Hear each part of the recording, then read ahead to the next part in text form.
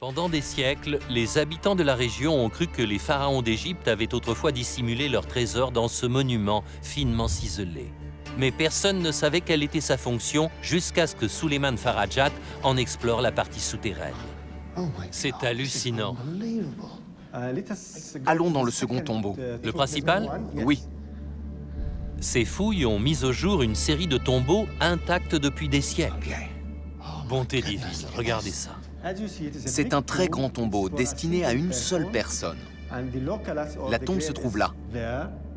C'est là qu'était le corps? Oui. Qu'avez-vous vu quand vous avez pénétré ici pour la première fois? Qu'y avait-il? Nous avons trouvé un crâne à cet endroit-là. Vous avez trouvé un crâne? Oui. Il y avait un corps? Oui.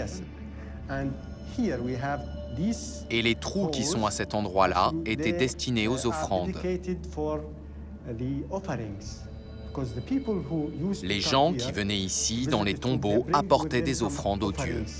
Et ils les déposaient dedans? Oui, ils les mettaient dans les trous. Suleiman fait une découverte remarquable.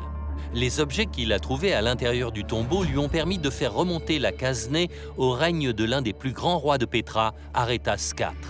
Les dépouilles trouvées dans le tombeau étaient peut-être celles de sa famille, et c'est pour les honorer qu'il aurait fait bâtir la Casneh. Ça doit être vraiment passionnant de découvrir un tombeau intact. Mais pour un archéologue, découvrir non seulement un tombeau, mais un lieu à ce point symbolique, ça doit probablement représenter le Saint Graal de l'archéologie. Qu'avez-vous ressenti en entrant ici la première fois? J'ai été à la fois émerveillé et stupéfait à l'idée d'avoir découvert quelque chose de très important pour l'humanité.